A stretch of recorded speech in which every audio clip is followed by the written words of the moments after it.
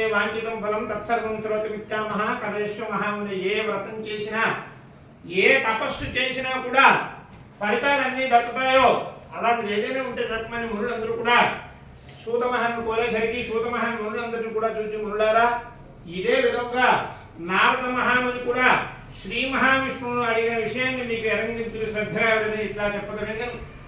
ఏకదా నారదాయోగి పరానుగ్రహకాంక్షయ పర్యటన్ వివిధాన్ లోకాన్ మత్స్యలోకోపాగతః.